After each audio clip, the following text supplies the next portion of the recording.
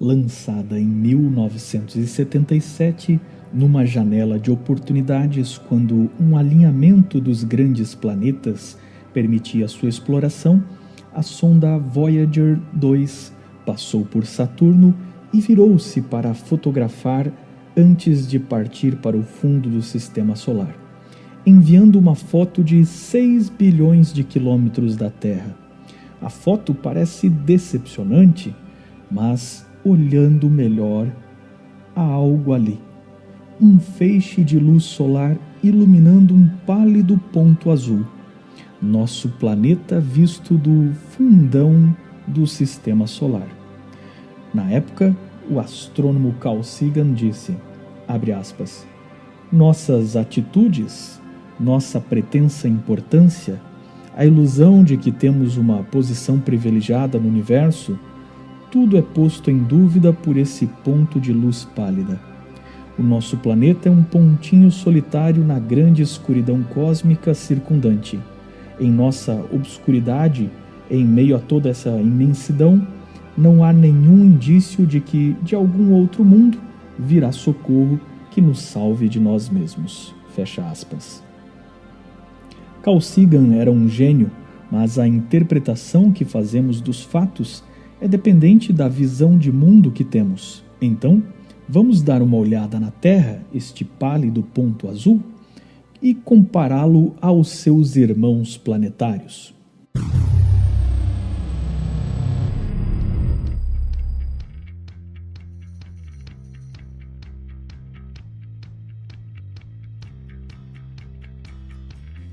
Nosso planeta é acompanhado de um satélite que chamamos de Lua, que nos circula em aproximadamente 27 dias, mostrando para nós sempre a mesma face, movendo-se a 57 mil quilômetros da Terra. Sem a Lua, a luminosidade noturna e as marés afetariam completamente a vida de centenas de espécies, comprometendo todo o ecossistema. É pelas fases da Lua que aprendemos a marcar os nossos meses e desenvolvemos nossos primeiros calendários, possibilitando o desenvolvimento da agricultura e da civilização. Sem Lua, a Terra giraria muito rápida e os dias seriam mais curtos, tendendo a aquecer menos o planeta. Além disso, os ventos seriam de constantes tufões, dificultando muito a vida. A Lua também impede o desgoverno do planeta em sua rota, o que alteraria drasticamente o clima e as estações do ano. Sem a Lua do tamanho e peso que temos, talvez até nossa órbita em relação ao Sol fosse diferente e imprópria para a vida. Em nosso sistema solar, temos planetas sem satélites e alguns com dezenas de satélites, porém nenhum deles com a proporção ideal de tamanho Terra e Lua. Se observarmos nossos vizinhos rochosos, logo percebemos nossas vantagens. Uma atmosfera e uma magnetosfera nos protege dos raios venenosos do Sol e de detritos espaciais que são queimados ao tentarem entrar em nosso planeta. Por outro lado, Mercúrio tem uma rarefeita atmosfera varrida pela proximidade com o Sol e ele completa uma volta ao redor do Sol em 88 dias terrestres e ao redor de si mesmo em cerca de 60 dias terrestres, ou seja, o ano de Mercúrio tem apenas 3 dias, nos quais atinge uma temperatura de 430 graus Celsius de dia e à noite menos 170 graus Celsius. Para nós, estas tão bruscas variações de temperatura seriam fatais, e a vida seria muito difícil num planeta como Mercúrio. Mas na Terra, uma posição privilegiada em relação ao Sol, nem tão perto que nossa água evapore, nem tão longe que ela congele, garante a temperatura ideal para a vida. Além disso, diversos fatores ajudaram a regular nosso clima, como a área dos continentes, a quantidade de terra coberta pela luz e calor. Mas imagine que as áreas de terra fossem só nos polos. Até os continentes e mares parecem no lugar certo.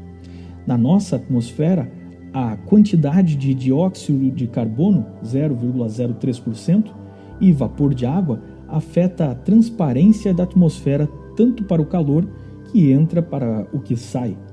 No entanto, em Vênus, a atmosfera é densa, lotada de nuvens de ácido que giram pelo planeta em tempestades com ventos de 300 km por hora. E com seu dia mais longo do que o seu ano, o calor da atmosfera de Vênus, somado aos seus vulcões, derrete até o chumbo em sua superfície. Já na Terra, nosso dia de 24 horas, nossa inclinação e eixo que produz as estações do ano, providenciam uma temperatura ideal para a vida. Enquanto atmosferas alienígenas estão lotadas de venenos, a maior parte de nosso ar é composto de nitrogênio, um gás quase inativo, com poucas reações químicas.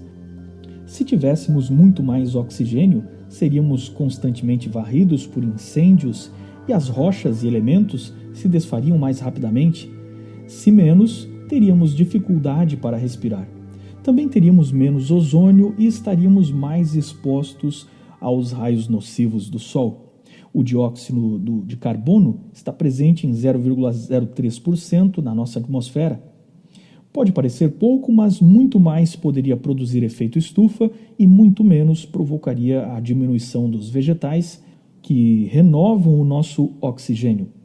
A água líquida é extremamente importante, mas apesar de termos encontrado algumas quantidades de água congelada pelo sistema solar, não sabemos de nenhum outro planeta no universo que tenha a abundância que temos de água líquida. Marte, sabemos que no passado teve abundância de água, além de muitos rios secos, canais e mais de 52 deltas encontrados pela sonda Spirit da NASA, que acredita que o norte de Marte abriga um oceano que ocupava 36% do seu globo.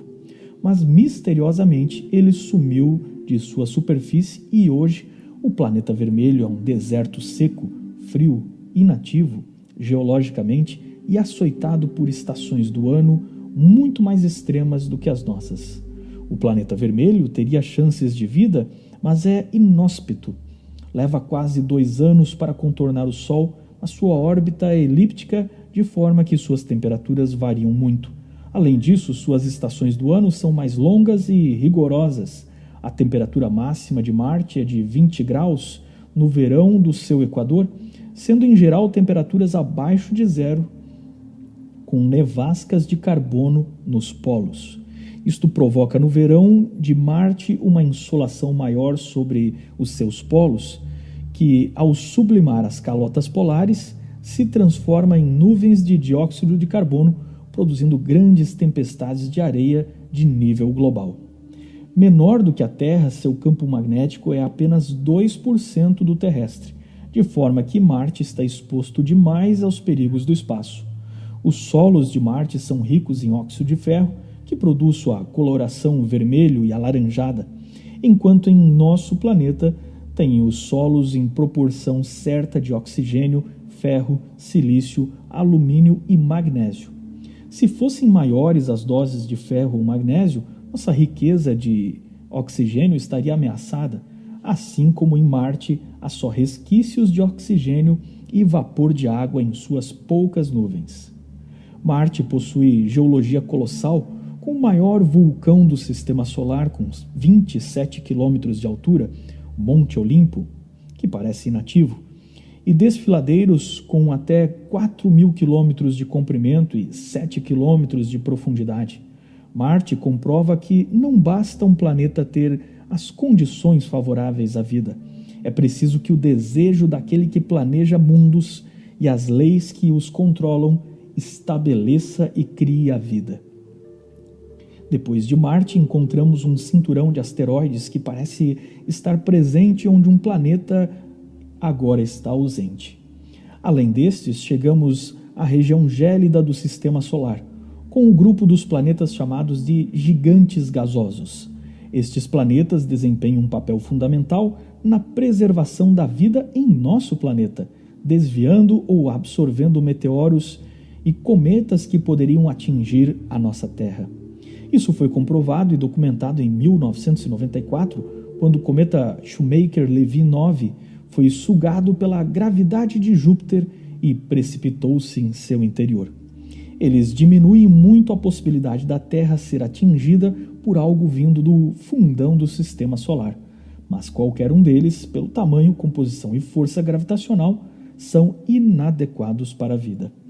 Júpiter tem 85% de hidrogênio, o mesmo combustível das estrelas. Dentro de Júpiter caberia 1.300 planetas Terra. Acredita-se que abaixo de sua camada de nuvens e tempestades que varrem a atmosfera, de um lado a outro, exista um interior de líquido e sólidos de hidrogênio e hélio combinados sob alta pressão. Júpiter coordena mais de 60 satélites conhecidos, entre eles as famosas luas de Galileu. Io reage a fricções internas ao poderoso campo magnético de Júpiter e produz tremendos vulcanismos, lançando material ao espaço. Calisto é gelado, assim como Ganimedes, que é maior que o próprio planeta Mercúrio. Ainda temos Europa atraindo a atenção dos astrônomos que procuram água líquida embaixo do gelo de sua superfície. Saturno, famoso pela beleza, tem uma densidade menor que da água. Se mergulhado numa piscina do seu tamanho, poderia boiar. Seus anéis são de cristais de gelo que vão desde um grão de arroz até o tamanho de uma casa.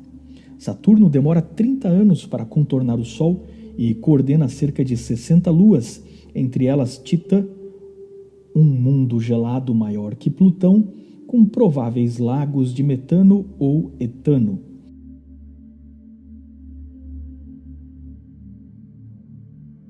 A Lua com geysers misteriosos. Janus e Epimetheus são satélites de Saturno com órbitas extremamente próximas, de tal modo que a cada 4 anos trocam de órbitas entre si.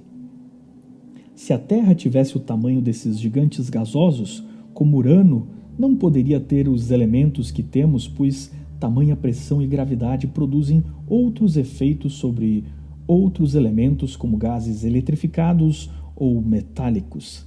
A grandeza dos planetas gasosos, como Netuno, faz com que produza mais calor interno do que recebe do Sol e produzam grandes tempestades como a de 2.000 km por hora de um furacão maior que a Terra em Netuno. Ou nas manchas de Júpiter, onde vemos a Grande Mancha, uma tempestade maior que o nosso planeta, que ocorre há muitos séculos. Plutão, recentemente rebaixado a planeta anão, é menor que nossa Lua e seu dia, que é como uma de nossas noites mais claras, não é muito amistoso. Para sobreviver por lá, você teria que suportar menos 230 graus centígrados. Que opções nós temos fora do sistema solar? Hoje conhecemos centenas de planetas conhecidos fora do sistema solar. Eles normalmente são gigantes gasosos como Júpiter, mas já estamos achando planetas menores, provavelmente rochosos e de tamanho parecido com o da Terra. Em 2007 encontrou-se o primeiro planeta aproximadamente do tamanho do nosso. Uma zona estelar teoricamente propícia à vida. Trata-se de planetas descobertos orbitando a estrela Gliese 581. Este planeta seria pouco maior que o nosso e, apesar de estar mais próximo de sua estrela, ele poderia ter temperatura capaz de conter água líquida, pois a anã vermelha é mais fria que o nosso Sol. Seu ano duraria 13 dos nossos dias e a temperatura estaria entre 0 e 40 graus centígrados. Ainda assim, mesmo com temperatura ideal e mesmo se tiver água, a vida em Gliese é bem difícil, se é que existe. Pois neste mundo, onde você veria no céu um enorme sol vermelho, qualquer vida teria que suportar grandes bombardeamentos de radiação. Também teria que suportar uma força gravitacional bem maior do que a nossa. Lá em Gliese, um homem de 70 quilos pesaria 140 quilos.